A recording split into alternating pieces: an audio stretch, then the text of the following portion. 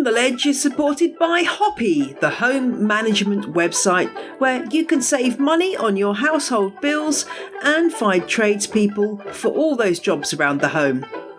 Why not see how much time and money you can save today at hoppy.co.uk.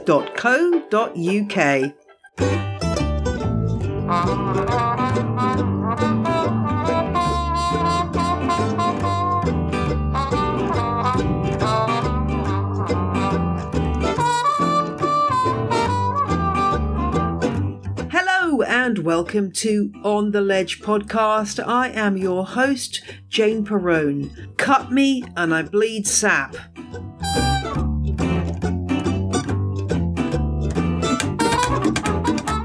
Yes, this is the show about houseplants where we can all share our darkest secrets, whether that is quite how much of your paycheck you spent on houseplants last month. Or what happens to your heart rate when you see that reverse variegated Hindu rope Hoya on Instagram. In this episode, I talk to the wonderful human being that is Tyler Thrasher. He's an artist, he's a scientist, he's a plant breeder, and he's the creator of plant podcast Greenhouse Rants.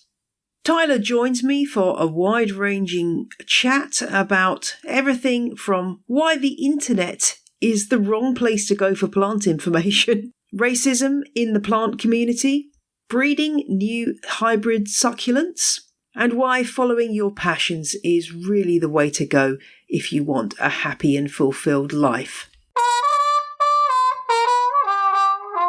Thanks to the ever-growing band of patrons who support On the Ledge with a monthly donation. This week, Sally, Rachel, Nikki and Elsie all became legends and Kay became a superfan. So Kay, your exclusive postcard will be winging its way to you shortly.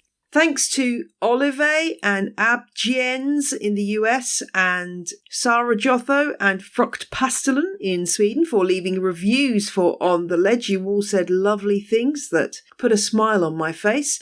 And leaving a review for On the Ledge is one of the free and easy ways you can support the show. There's been a bit of a lull on the Meet the Listener front, so if you haven't put yourself forward to tell everyone your answers to those 5 tricky questions, camel guttation, I think that's the hardest one, then do drop a line to ontheledgepodcast@gmail.com and my assistant Kelly will be in touch with the very simple details of how to get involved.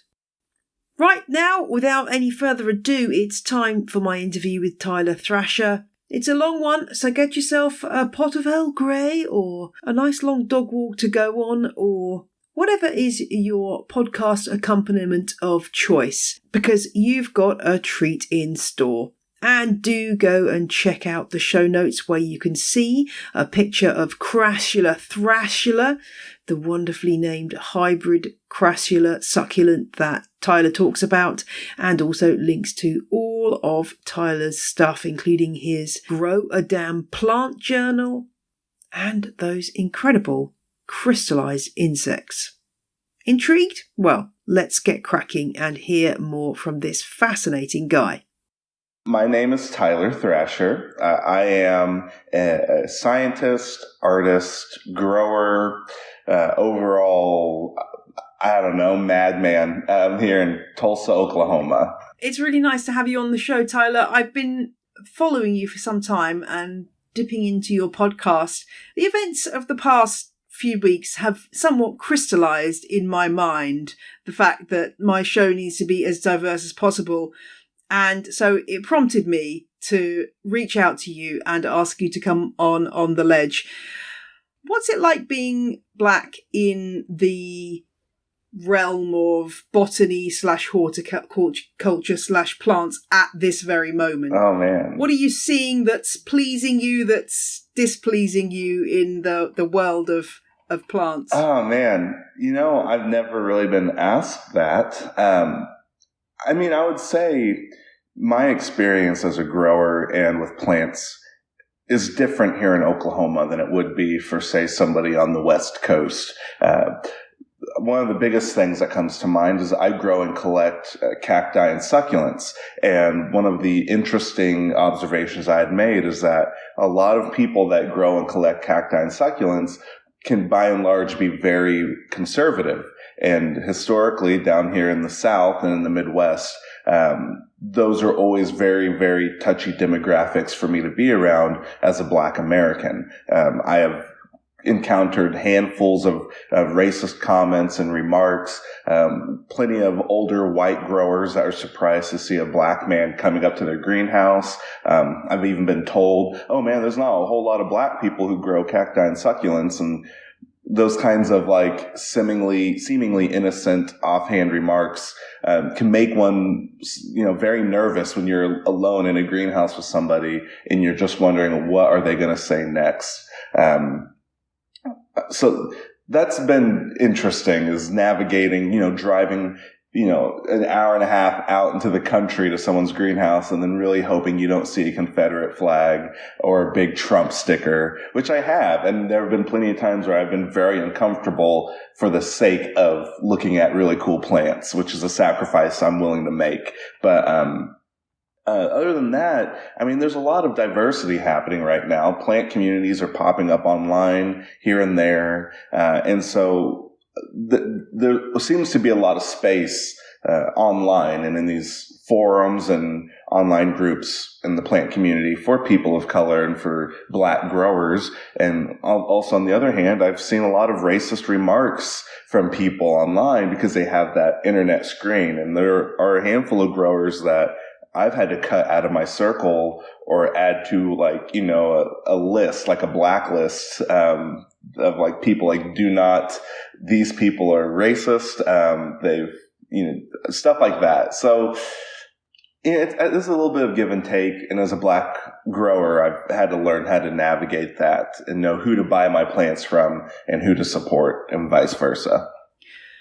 It's been interesting here because, as a white person in the UK, navigating my response to what's happened has been interesting. My take has always been that, and I found myself quoting the Meghan Markle of the royal family the other day. The only bad thing to say is to say nothing.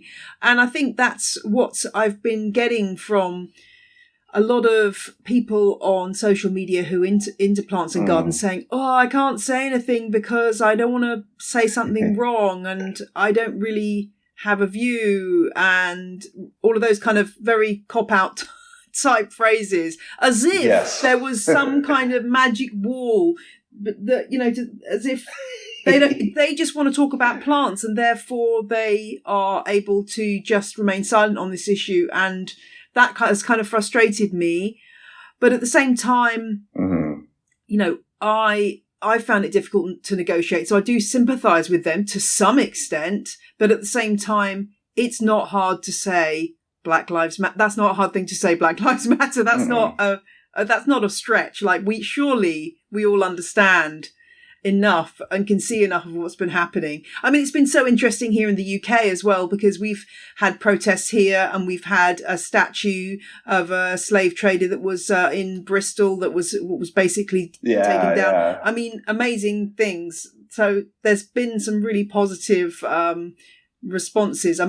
I guess again, some people would say that's vandalism, but as somebody pointed out who lived in Bristol the day after, they posted a picture of themselves sitting in the sunshine near to where this statue was, saying, as you can see, Bristol has now descended into a lawless state of chaos. It's like, no, everything's just exactly the same. And actually it's better because we no longer have this statue. So it's a very interesting time. I guess one of the things that you've done is release this T-shirt, Raise Some Heck T-shirt, which has raised tons of money. Tell us a bit about that. Yeah, well, so I've always been sort of very vocal about some of this stuff. And like you had mentioned earlier about people choosing willful ignorance that is sort of a magical wall where people can just kind of pretend like some issues don't exist, because realistically, those issues don't exist for certain people. And I have also found myself really frustrated with the plant community and its decisive silence and its overwhelming ability to pretend like human lives aren't all that important. And lean more into plants, where I'm thinking, how did you get those plants? And I that's something I want to touch further on.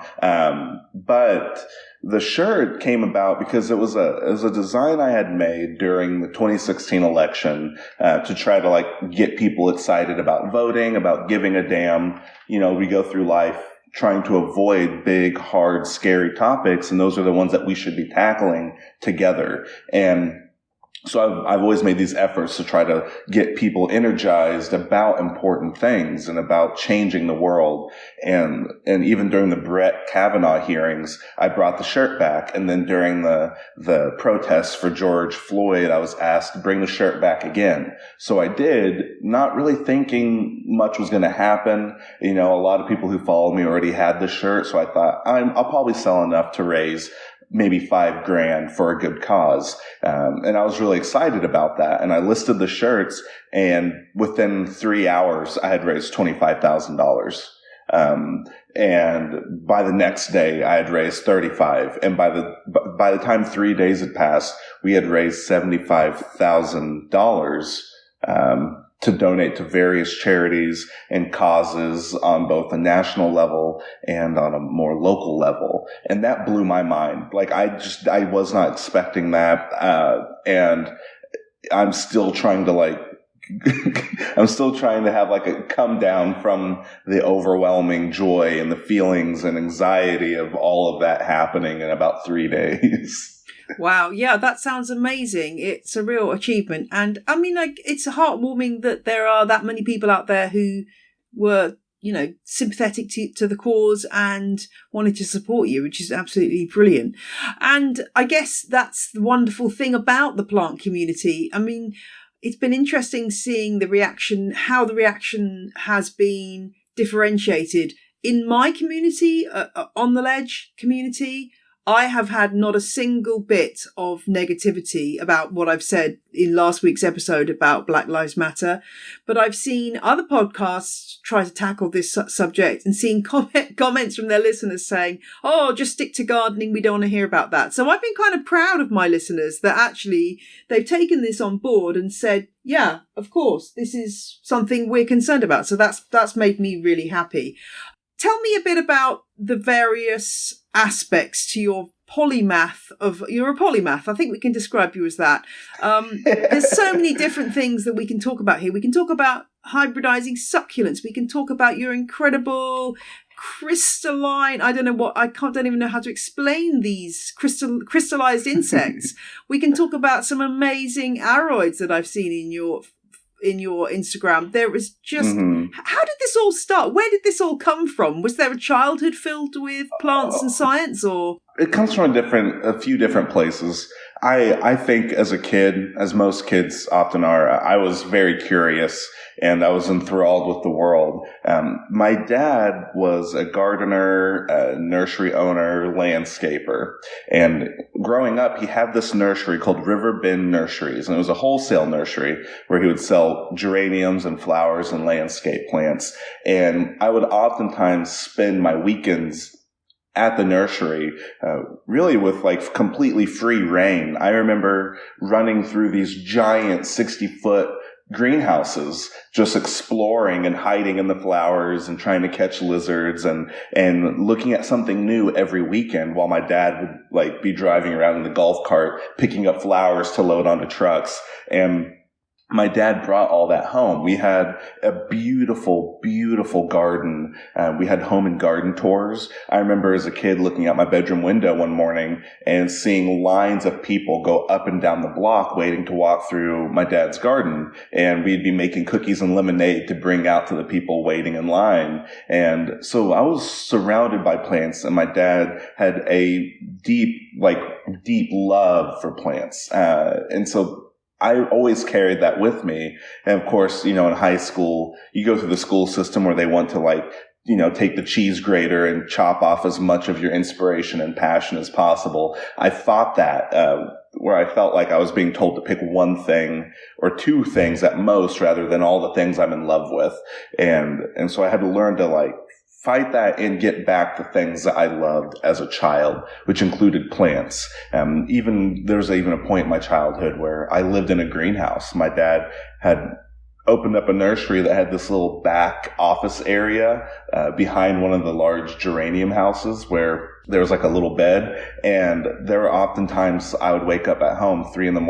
and my dad would put me in the car still sleepy, and I would go continue my rest at the greenhouse only to wake up and water geraniums. And then that weekend I would sleep there at the nursery. So there was a part of my life where I lived in a greenhouse, and plants have seemed to have been there my whole life, just surrounding me. So that's where the plants come from. Some of my work that you had mentioned, like the crystallized pieces, I synthesize and grow crystals on insects and different exoskeletons and organic matter. And that comes from a deep love for chemistry, and I'm also a caver, so I spend a lot of time crawling through caves and exploring caverns and stuff like that. And my appreciation for geology and mineralogy gets pulled into my artistic practices as well. But that all does seem to kind of stem from a childhood knack of being curious and being so in love with the natural world, which I just feel like so many people lose over time, Yeah, so true. It's interesting. I love the fact that you got to sleep in the greenhouse. I mean, couldn't say that isn't their dream? I mean, that's who listens to this podcast. That's a wonderful smell. And the smell of geraniums is very, very evocative for me. I'm sure it is for you if you grew up surrounded by them. That smell takes me right back to my childhood. Of that very distinctive smell is very, very evocative for me. So I can just picture you in there among all the plants. And what a wonderful exposure to plants at an early age. I guess lots of people miss out on that, and therefore they come to plants later in life when they get their own place. And this whole explosion of interest in houseplants that's happened over the last few years has kind of caught them up, and they've got into it. Have you found yourself sort of talking to friends who've perhaps in the past been a bit dismissive of your plant collection in the last few years, and now they're kind of suddenly interested where they weren't before because houseplants are suddenly in vogue? Personally, no. Well, I guess I've had friends that know of my obsession with plants, and over time, yes, as plants have gotten more popular, I've had friends ask me so many questions. I'm their go-to plant guy. They'll just text me a question in the middle of the day, or a series of questions. And I am finding people around me who hadn't seemingly cared about plants all of a sudden start wanting to fill their homes with plants and stuff like that. So it has been interesting. We're watching plants blow up on Instagram and online and Pinterest. And I'm watching that happen in the circles around me, as well. And every time we'd have friends come over or have a dinner party, my one rule is that I pull them into the greenhouse to show them one really cool plant or something that's flowering in the greenhouse or something like that. I mean, this leads us on to talking about your podcast, Greenhouse Rants, which is refreshing in that you just unload all of your, among lots of other things, you unload your frustration with I'm going to call it, because this is a non-sweary podcast, I'm going to call it the BS of the houseplant world, or the plant world more generally. Yes. I mean, I'm of this soft and fluffy illusion that we're all friends and this is all lovely and everyone's nice to each other. Clearly, having listened to Greenhouse Rants, that's not true. Is there anything you want to rant about on the ledge? Let's have a bit. Can you give us a sample rant about something that's annoying you in the plant world right now? Oh, there's a list. Oh, good God. Well, for one, okay, I gotta flip off the curse switch because I'll get going. One of the freaking things that got me really frustrated with the plant community was the fact that I learned really quick that not everyone who grows plants are good at heart. There are what I have coined plant vultures, people who understand the value of a plant based off of its market appeal, and they'll use that to prey on unsuspecting plant people. One of the beautiful things about plants is that they don't adhere to our rules entirely, and they mutate and evolve and change, sometimes spontaneously.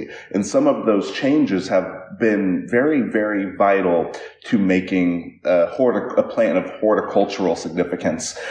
Those sport mutations that we see, those things have gone into making landscaping plants or making some of the most beautiful hostas that you see in gardens and so on and so on. There has been an ongoing history with finding the freaks and the mutants in a seemingly normal batch and profiting on that change and that mutation.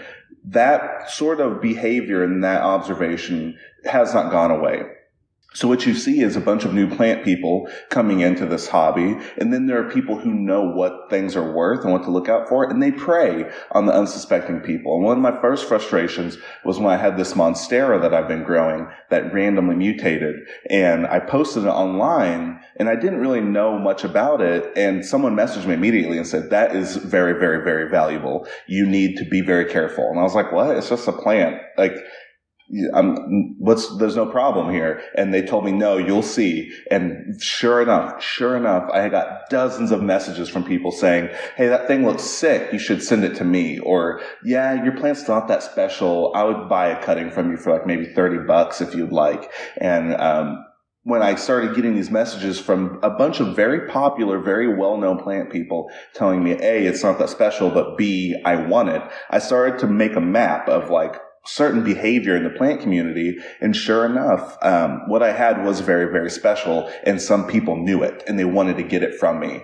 And I made the mistake of sending a plant to somebody who completely ripped me off.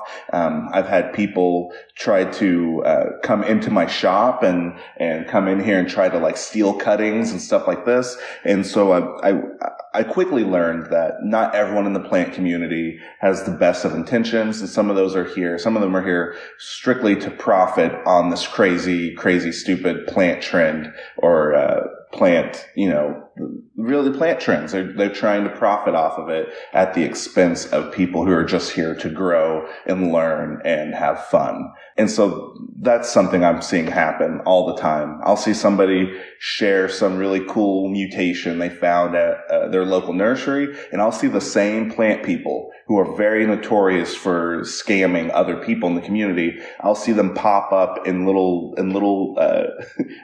gaggles, and they'll all try to get the plant from them. And you see this happen back and forth, and there's really no shortage, right? I mean, like you see people who are trying to get the most money they can out of the least plant that's available. So you see people like selling like rooted nodes from plants for $200 to $300, and that frustrated me into a term that I call wet sticks, where people are just selling, stuff like that. Whereas before the trends, people were growing and selling full plants with leaves and roots, like a whole plant, not just a piece of a plant for $300. More from Tyler coming up, but now let's hear about our other show sponsor this week. This week's On the Ledge is supported by Bite Away, the chemical-free device to treat your insect bites. I have to admit I was a bit sceptical about the Bite Away. This product uses nothing more than a short blast of heat to take the itch and the swelling out of bites from bees, horseflies, mosquitoes and other insects. But I got bitten twice on the hand quite soon after my Bite Away arrived in the post, so I thought, okay, I'll give it a go. So I placed the tip of the device, which is about the size of a chunky marker pen, onto the bites, and less than a minute after I'd used it, the itch was gone and the swelling was already going down. How does it work? Well, the Bite-Away uses a short spell of concentrated heat, 51 centigrades for 3 seconds to be precise. It does feel a little weird and uncomfortable, but as soon as that 3 seconds is up, I started to feel better. My husband had an old bite on his leg, so I used the Bite-Away on him too, and it worked for him as well. The Bite-Away is compact enough to stick in your first aid kit when travelling, and it works on a couple of AA batteries, which give enough power for 300 applications. Bite-Away costs $26.99 and is available from Amazon. Find out more at mybiteaway.co.uk. And now back to Tyler, and I wanted to know if the world of cacti and succulents is quite as pressured as the world of aroids. I would say before the aroids blew up, the thing that was really in were cacti and succulents.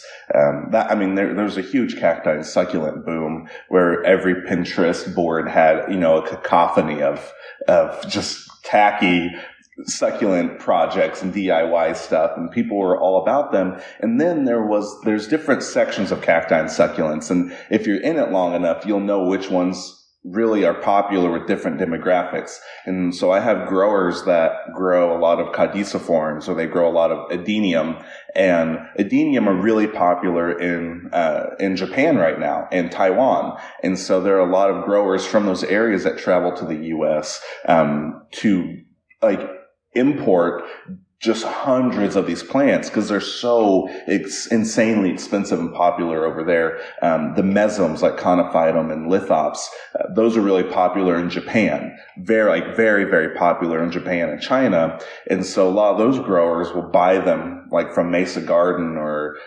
from Stephen Hammer, and they'll bring them in and they'll pay whatever price they can for some of these. And so that's still there. But one thing that the succulent and cacti community suffers is a beautiful, beautiful habitat in South Africa where all these succulents are endemic to. And that habitat is plagued by humans that like to come in and pillage, and they like to, what's the word I'm looking for? Poach. Poach, yes. They like to pillage and poach. And so you'll see all the time on like some different news source in South Africa, someone got into a state or a national park and they took, $5 million worth of Conophytum or Lithops. And this happens all the time. And there are people on the inside that get paid to let these growers come in and do this. And that's one thing that the succulent and cacti community is suffering, is that. And these are very slow growing plants. So when you poach an entire area, you might as well have written that little population off as extinct at that point. And that hasn't stopped. Now, I have noticed prices drop because now everyone's moving to houseplants and aroids. There are succulent people I have bought from for years that are now asking me where they can get wholesale aroids so they can sell those now too. And so it's moving more in the direction of aroids in terms of like where the prices are. But I think that's short lived. I think in the next few years, we're going to see it shift to another trend. And I'm seeing people in the aroid community now start posting about some rare, quote unquote, rare succulents that they're now adding to their collection. And so I am curious to see like where this trend goes next. Yeah, that's so interesting. I too am curious. I always advise people not to be driven by, what they see on Instagram, but by the plants that really they feel passionate about, that make their heart race. And I speak as somebody who is probably a bit of an oddity in that one of the plant families that really excites me are the Gesneriads, which are not very popular at all, which are very untrendy. So I'm kind of hoping that they stay, in a way, that they stay unpopular, because I fear, the same kind of horrible situation where I can't buy a Primulina for $5 that's actually suddenly got really expensive. It is a double-edged sword, the popularity thing, I think. Well, the other thing I wanted to go back to say, picking up on your point about terrible succulent projects on Pinterest. Oh my gosh. Can we just rant about that for a minute? They're so bad. I know that you've talked in your podcast about succulent substrates, and it was a very enlightening discussion of that. And interestingly, some of the materials that you mentioned are not ones that I'm familiar with. I think you talked about turface, which I've never heard of before, so I had to Google that one. But it's interesting. It's so interesting how much poor information there is out there about succulents. Oh my gosh. I mean, if I see another succulent in a glass terrarium or another succulent that's kind of in a just in a pot with no drainage and just, I mean, and okay, yes, theoretically, if you are very experienced with succulents, you could probably make that thrive, but these aren't being bought or done by people who have vast experience with succulents, are they? No. I just feel sad for all the millions of succulents that turn to mush as a result of these Pinterest things. Yeah, well, I mean, there's a lot of really bad info out there. And when I first started out growing cacti and succulents, that was a hard thing for me, is I ended up killing a lot of plants, and I like to look for the things most people ignore. So I found myself trying to find plants that weren't widely available, which meant they were really hard to track down. And I remember my first frustration with the info out there. I bought a Crassula plegmatoides, which is this beautiful gray-leafed Crassula that has these round, sort of spherical structures. It's a very enticing plant, and I got one for a really good price, but I ended up killing it about 3 weeks later, and I was devastated because I had to go in like a bidding war for this plant. It was a beautiful plant, and I felt like I let down not only myself, but the plant and the grower, and it really devastated me. And so from there on, I thought, screw it. Like, there's no good info out there. I got to make the good info. I have to do this through trial and error. And I ended up finding other growers that do not use the internet for succulent information. They have books. They have documents from other growers that don't really use the internet, because some of the best info comes from the older growers who aren't interested in putting their how-to stuff on Pinterest. And so that is truth. That is absolute truth. Yeah. It's really, I guess it is really tempting just to think that the answer to everything lies on the internet. But with plants, it really doesn't, does it? There's so much good information in books that you think, I've never seen this online before. This information just isn't there. Yeah. But I guess, so how do you go about tracking down the information that you needed in order to make these? Was it just like sheer detective work of finding the right growers and talking to them? Yeah, well, so that part's tricky. Where one of the biggest strides I had to make was, okay, nothing on the internet in terms of, like, I love to grow conophytum and mesums. Anyone who follows me knows that is one of my plants. I just, like you said, it just makes your heart race. And I had to start. There's no good info on the internet. They're all mislabeled. No one knows what they're talking about, but there are a few people who really know what they're talking about, and they're not on the internet. They're in their greenhouses, and maybe they put out a book or two, or they have like journals. And I had to find those people. And it started with hitting up my local cacti and succulent dealers, like here in Oklahoma, and going and hanging out with them and getting to know them. And I have some good friends, Bill and Terry, and they're older growers, and so they've done this for decades. And I would spend hours in the greenhouse with them learning about the plants they loved. And then they would learn about the plants I love, and what then would happen is they would say, oh, if you're into mesums, you should look at this person, or you should go to this person's greenhouse. They've been doing it for 60 years, or something like that. And I made a list of people who aren't on the internet. They just have these big greenhouses out in the mesas, or out in California, or out in the desert. And they've been doing it for so long that they have just greenhouses overflowing with plants. And so I got resources, and I would call them. Some of them would be like, look, I don't have visitors anymore. It's just me. Or I would have someone say, you know what? I haven't had a visitor in a very long time, and you sound really young. Yeah, no, this could be really fun. So I go out and visit with a grower who hasn't had young plant people come in their greenhouse. It's just all of their fellow older growers. And so what ends up happening is they share their info with me because they want to see this knowledge and this plant experience get passed down. And so I did have that advantage as a younger, more excited grower, is people were really almost eager to share what they know and share their plants with me, because they haven't had a grower my age come through their greenhouse, in a decade or so. And so it was just like more of a in-person experience. Anytime I would travel for my art or travel for a show, I would tell my wife, look, while we're in, say, Denver, or while we're in Albuquerque, I'm going to find a local grower and I'm going to go hang out with them. That was just a ritual that I had done, was that I always try to find a local grower or a local nursery and get to know the owner and then ask, hey, can I come hang out and talk to you and pick your brain? And that's every time I travel. Even when we went to Amsterdam a few years ago, same thing. I was like, I always got to find a local grower and pick their brain and see what crazy plants they have and what crazy things they know. And so I just spent less time on the internet and more time talking to actual people.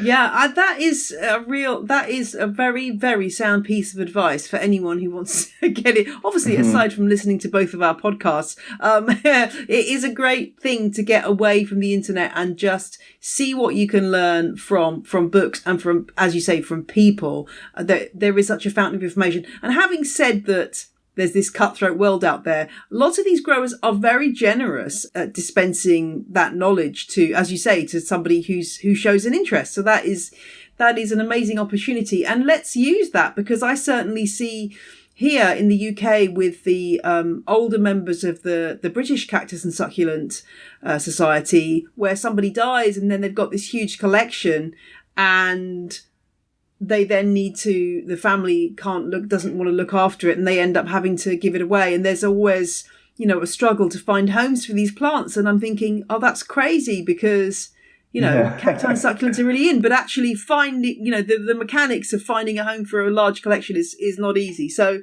yeah, it's a great resource. And it's wonderful to have these societies that can pass on that information. And I know I've benefited from visiting different people. You guys have the Mesm study group over there, and that's also a really great resource for anyone who's into cacti and succulents or mesms. I believe they're based in the UK. I think, they are. And they have like a quarterly publication they do. And in that they release info on habitat, plants and habitat, and new cultivars and hybrids that are being worked on.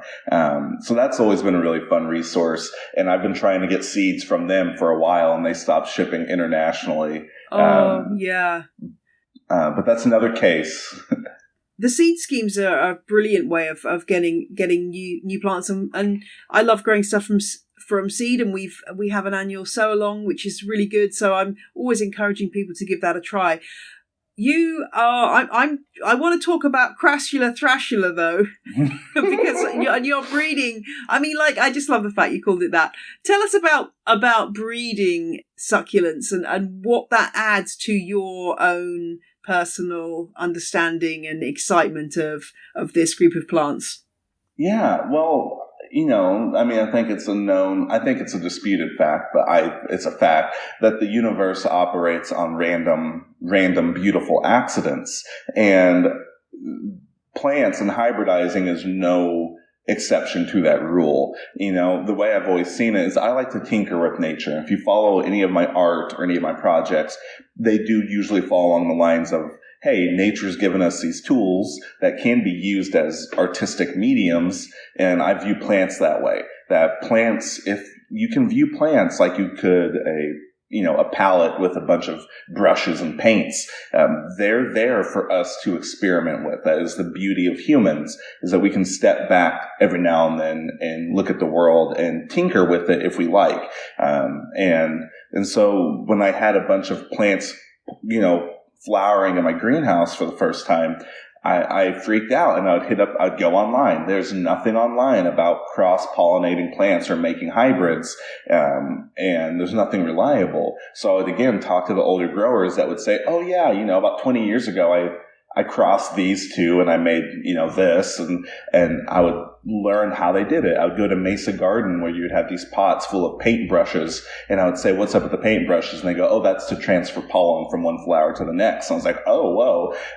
So I brought that into the greenhouse, and I just started experimenting. I would have 2 lithops flower, or I'd have 2 Crassula flower, and I would go back and forth and cross-pollinate them, wait about 6 months, and then a seed pod would develop. And I would cross my fingers, I would crush the seed pod and sow the seeds and see what happens. And Crassula and succulents grow so slow that you never know if you made a true hybrid until about 3 years. it takes about 3 years to be able to discern any distinct traits. And so, I've been doing this for about 4 or 5 years now, and that's one of the things that I started this early on, and now I have plants that are distinct enough that I'm like, oh wow, that actually kind of worked. And one of them was the Crassula Thrasher. And this is a hybrid I made between a Crassula oscensus and a Crassula deceptor. And I didn't know if it would work. And I didn't know until this year when I could look at individual traits and go, wow, this is different. Yeah, this is not like either parent. And I went online to some of the Crassula experts, and they said, yep, you made a hybrid. And I wanted to name it, originally I wanted to name it Crassula nova after my son, but you can't use the Latin language when you name a hybridized plant. And so they said you can't use nova. And so out of frustration, I just named it Crassula Thrasher as a joke. And I loved it. I fell in love. Yeah, that's interesting. I'd forgotten that you can't use. That's an interesting one about the breeding. You can't use the Latin. That I'd forgotten that. But yeah, that must be. I mean, still, the world is your oyster. There's many ways that you can express yourself through the name of your hybrids, I think. So that's great. And what are the qualities of Crassula Thrasher that excite you? Well, actually, it was. It propagates very easily, and this is something I had talked about in the podcast, that one of the beauties to growing plants from seed is that you will end up with plants that are very strong in your zone or in your habitat. And so these Crassula Thrasher that had survived over the last 3 years, about 80% of them died, but there were 3 that survived, and that usually indicates that they are very happy in Oklahoma.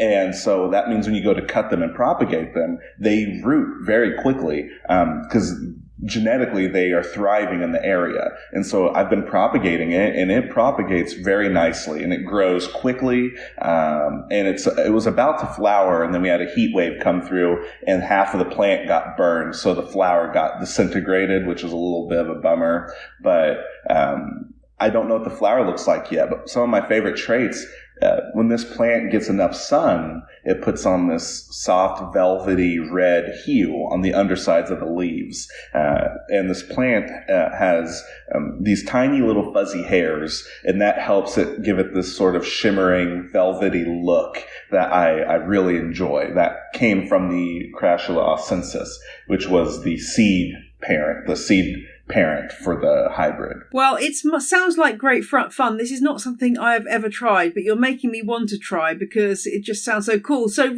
basically, you've got to have the two flowers from the 2 parent plants, and then be crossing pollen from one to the other using a paintbrush, and then presumably isolating that flower so it doesn't get pollinated by anything else if there might be other pollinators around, or is that not an issue if you're inside your greenhouse?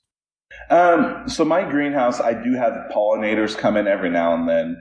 Fortunately, for something like the Crassula flower, they're tiny. So a paintbrush doesn't work with a Crassula flower. I actually use my beard hairs. Or you can use a cat whisker, but I'll pluck off a beard hair and you just stick it in the flower. And there aren't any pollinators in Oklahoma that I've come across that are interested in the Crassula flower. So I rarely get any cross-contamination. However, with lithops and some of the conophytum, their flowers are much larger. So anything like a gust of wind can blow pollen across the bench or something like that. So you do have to be careful about cross-contamination. And if you are going to make a hybrid, there are lots of rules. There are a handful of rules when it comes to making hybrids and naming them. One of the big ones is take a lot of notes and be very, very specific about what you're crossing, because you want to be accurate. You don't want to have a hybrid and not know what one of the parents is. You have to know, for even any society to take it seriously. You have to be able to show full documentation and note-taking of that hybrid and stuff like that. And so there's a lot that goes into it if you want a hybrid to be registered as a new cultivar or be registered as a new plant. There's a lot that you have to do on your end to make sure you have the info you need. Yeah, I can imagine. And as a terrible record keeper, that sort of strikes fear into my heart. I'm thinking, oh my gosh, how could I actually manage to do that? Talking of record keeping, that brings us neatly on, though, to your journal, which I have to say, I have tried many, many different systems of record keeping. As I say, I'm a terrible record keeper. And I think this is what drove you to create your very own publication devoted to recording plants. Tell us about how that came about and what your master plan was. So again, it all comes back to the fact that the internet sucks and everyone just spews whatever info they have. And I got so tired of wading through that I thought, the only way I'm going to learn is to screw up myself and take notes. And so I had empty sketchbooks and this and that, and it was all just way too vague for me. And I thought, man, if there's just like a neat way to organize all the different aspects of growing a plant, because it's not just look at it and write stuff down. There are a lot of different things that go into growing a plant, such as seasonal observations and what fertilizers do you use in your watering regimen, and just so much. And I thought there's got to be a journal out there that breaks all this up, and I couldn't find it. And every grower I talked to said, yeah, this is, growers that are 70 years old that have said, we have wanted something like this, but no one's making it. No one's making something that is made by a grower for growers. And so I have this habit where if there's a void or a vacuum somewhere, it has to be filled. And so I thought, I'll make the journal. And so that's what I sought out to do, was to make a journal that breaks up all the different observations you have while growing a plant, so you can write them down separately, because you need to be critical about those things separately. And then when they all come together on that same page, it will paint a scientific image of the plant. You'll have a better understanding because you looked at all these different things separately. And plus, I was done with killing plants. I needed something to track down all my failures and successes. And I thought there's got to be other growers out there that could use something like this. And even for novice growers that, they kill their plants regularly, and they message me saying, Tyler, I don't have a green thumb, I have a black thumb. And my whole thing is there's no such thing as a green thumb or a black thumb. The only difference is there are people who pay attention and those who don't. And you have to train yourself to pay attention and look at your plants critically so that they can be healthier, and then you can sort of sit back and relax once you have a better understanding of your plant. And that's hopefully what this journal will do. As people fill out different prompts about a specific plant, they can, at the end of the day, look at it and go, oh my God, it all makes sense. Like, this plant now makes a lot of sense, and they can stop worrying about it because they now have a better understanding of the plant as a whole. And there's even things in the journal like tips from me on how to deal with pests and soil additives and fertilizer. And I really just wanted it to be a pocket guide for your collection, so you don't have to go onto Pinterest and dig through acres of false information.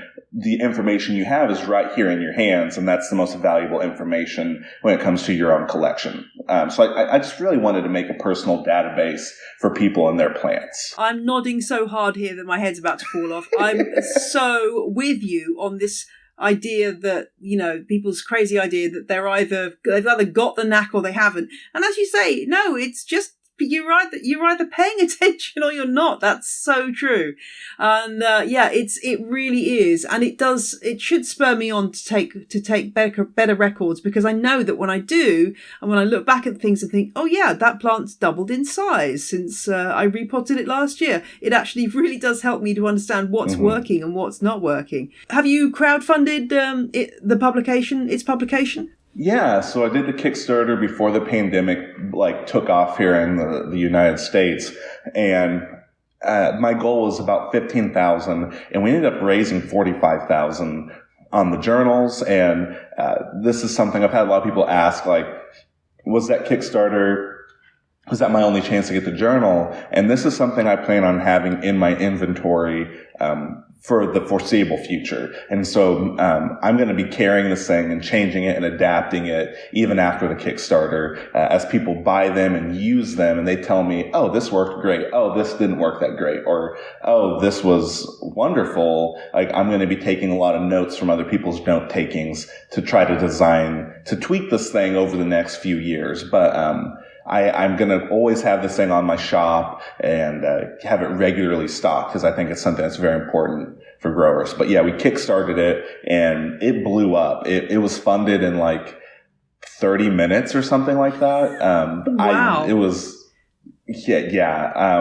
Or maybe it was like funded in like 2 hours. I can't remember. It just blew up and it was terrifying.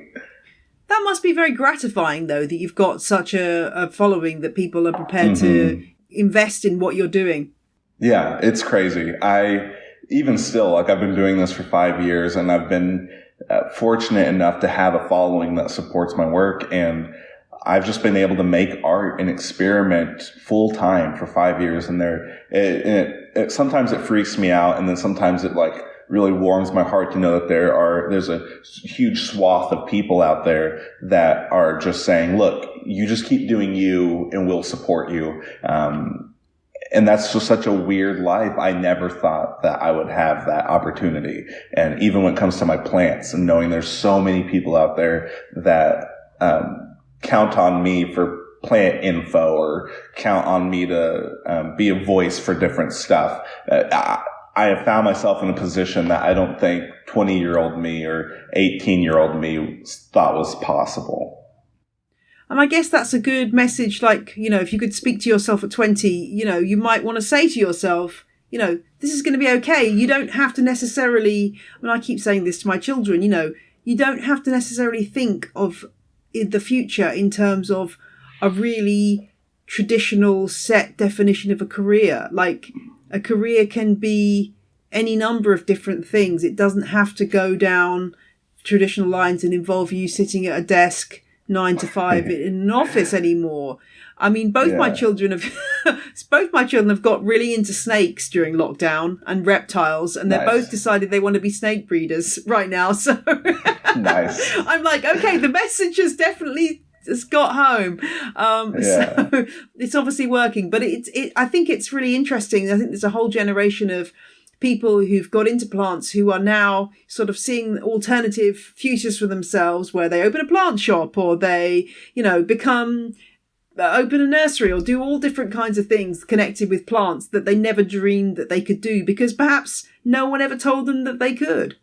Yeah. Well, and another thing that's interesting too is like, there's so many things I'm fascinated by, and I try to tell people, you don't have to pick one or two things. That's not how life works. This idea of picking a career, that idea is so much younger than the rest of humanity. So much more of the human timeline existed without that necessity than did.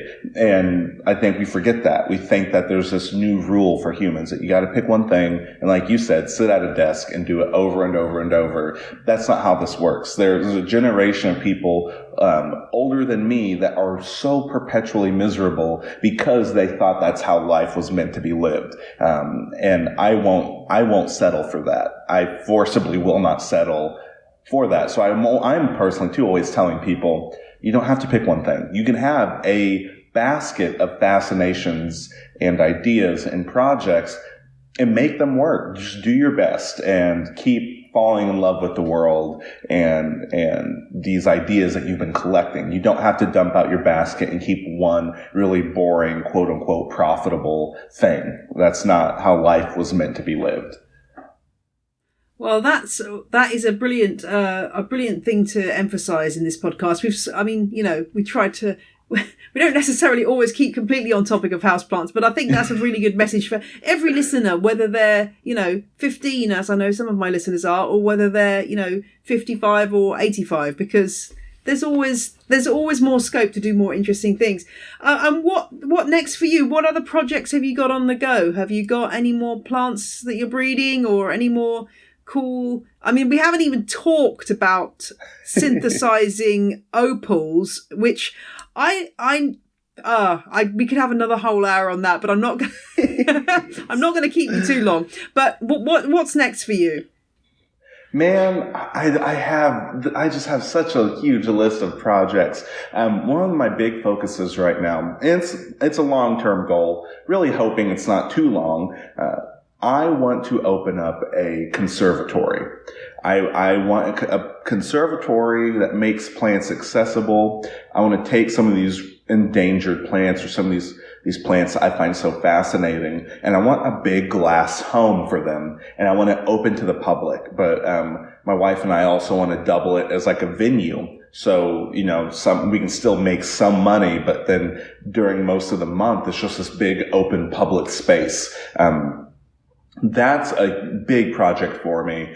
And after I did this t-shirt drop and we raised that much money, we started to coin this term called the Do-Good Gang, which is a group of people that, really, it's just people who believe in using art and science and creativity to do good where they can, both on a national and local level. And so I'm working on a series of shirts that both A, raises money for good causes, and then B, raises money for a future conservatory that I get to open, where people can come and listen to plant lectures or just walk around and look at really cool plants and maybe catch me like hunched over a bench with a beard hair cross-pollinating, or something like that.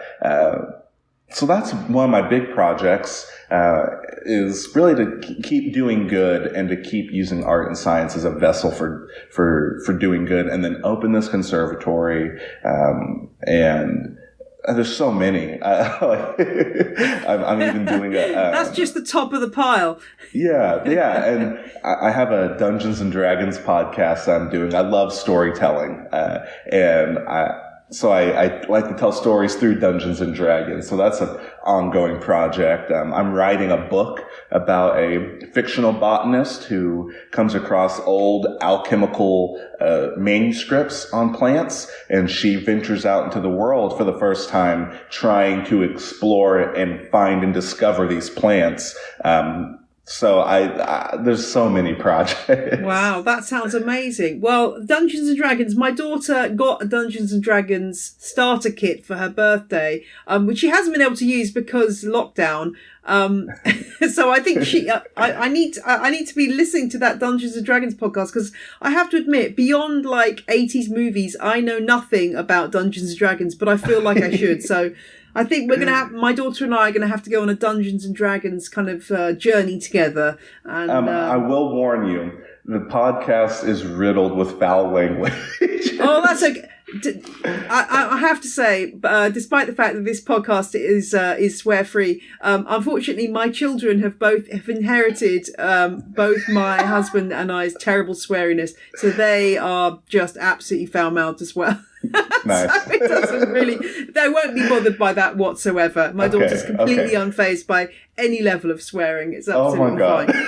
But I always kind of, my belief is, context. You've got to know when it's okay to drop the F-bomb, like not in front of your head teacher, but maybe okay in front of your friends, etc. But yes, well, that sounds really interesting. I wanted just to ask you about the collision / intersection between art and science, and this is something that I think people put into boxes, much like they do with food growing versus recipes and cooking. This false division between art and science, which is obviously something you straddle. Yeah. What's that all about? Why are people who are artists so afraid of science, and why are scientists so afraid of artists? Or am I getting that wrong? No, I don't think you are. I think we divide and break things up because some other human told us to. That's it. I think if left to our own devices, I think we will find ourselves blending the world together the way it is, naturally. Now, I think that when it comes to art, traditionally speaking, artists, it's more spur of the moment. There's a lot of creativity and spontaneity that can sometimes come with creating. Oftentimes you'll hear artists are working on a piece of art and they don't even really know where the idea came from, or they kind of check out and then the piece is done. There's a lot of sort of spontaneity and chaos behind art making, whereas science, the idea of spontaneity and entropy exist within the things you're studying, but a scientist should not be spontaneous and entropic. They should be orderly and sterile and very rigid, and analytical and very analytic. So the two would seemingly not go well together. You know, you wouldn't want an artist coming in and trying to find, you know, create the vaccine for, you know, say a virus, or you wouldn't want the artist coming in and performing like a very intense surgery. But then also maybe perhaps people don't want to go through a gallery made specifically entirely by scientists that consists of like scholarly journals framed up on a wall. So people want to treat them separately, but they both have a space in the middle, whereas science can use a bit of creativity. I think science could benefit from some spontaneous thinking and wild ideas and that sort of spontaneous energy that artists have. I think science could benefit from that, and I think art could benefit from this keen analytical observation that scientists have, where some really cool ideas and very well executed ideas can come from the sort of brain that can stop and look at the world very, very analytical. So I think there's a mixture in between, and that's oftentimes my goal, is to how do I take the keen observation of a scientist and the spontaneous entropy and energy of an artist and put them together to make a mixture of the two. That's fascinating. It's exciting to see what you're getting up to, Tyler. And what is your, given that suddenly, in a way that it hasn't been before, the whole Black Lives Matter movement has been catapulted forward into areas that it perhaps never went before.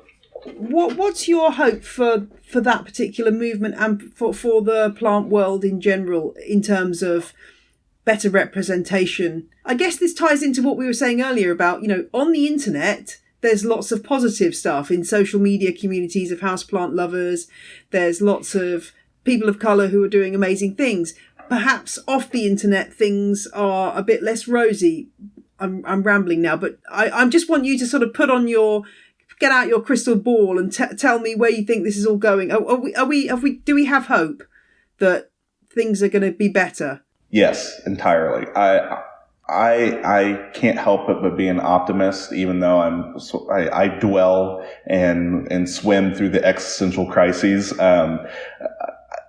I have hope. I have hope for a lot of reasons. For instance, my dad is a middle-aged white man who likes to tout time and time again, the world's getting worse. Look at everything. It's falling apart. And for me, I'm thinking, hey, Dad, your black son is married to a white woman, and I'm not hanging from a tree right now. So things are definitely not getting worse.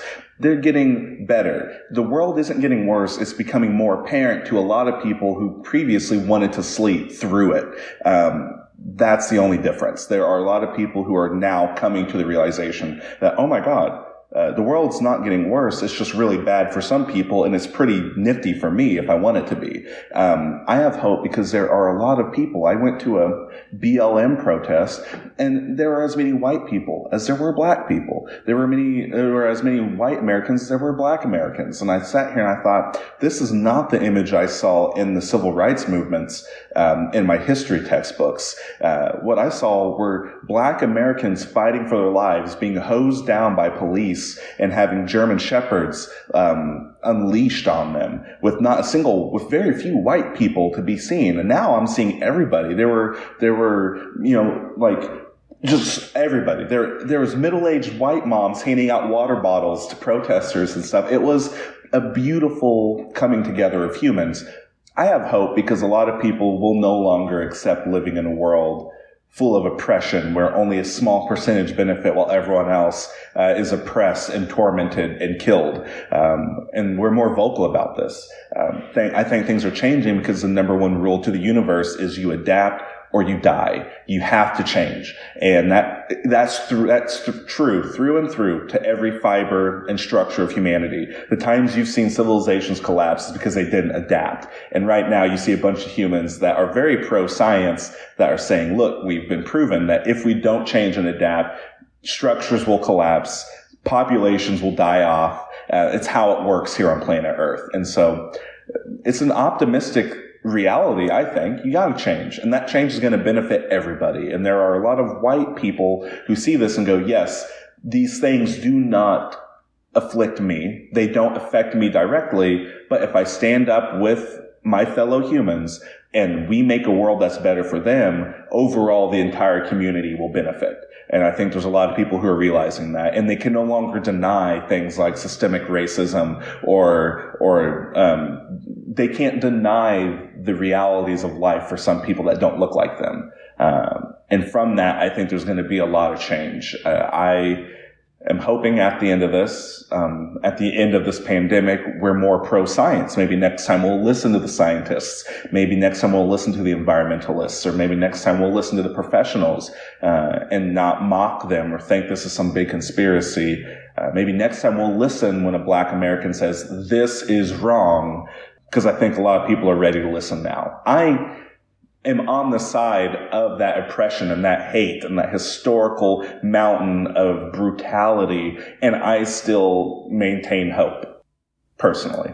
Well, that has given me hope as well, and I'm really glad to hear you say that, because sometimes it can be, and I say this with no hint of irony as a white person, but I felt overwhelmed this week with this. So then you think, oh yeah, this is how people of colour have been feeling for hundreds of years. So get over yourself.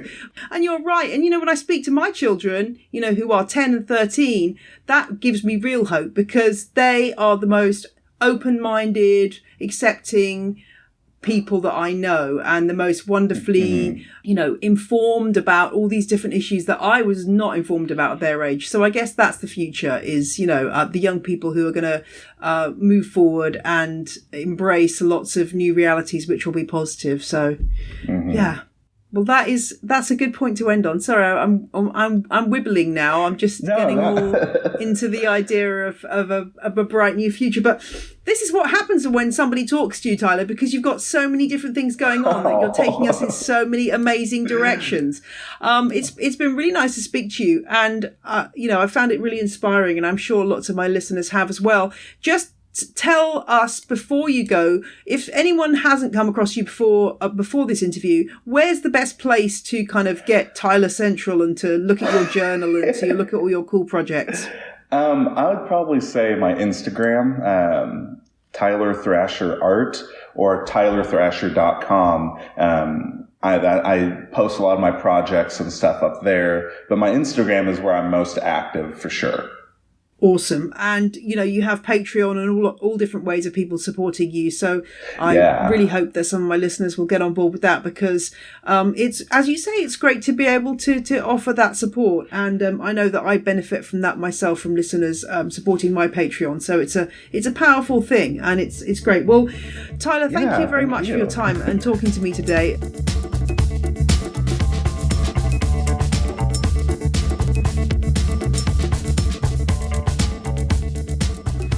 Thank you to Tyler Thrasher for being such a wonderful guest this week.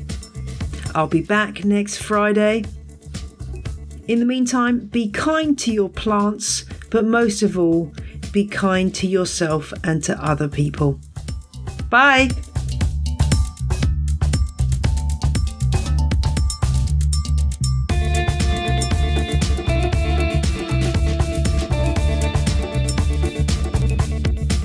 The music you heard in this episode was Roll Jordan Roll by the Joy Drops and Endeavour by Jazar. The ad music was the tracks Dill Pickles and Whistling Rufus by the Heftone Banjo Orchestra.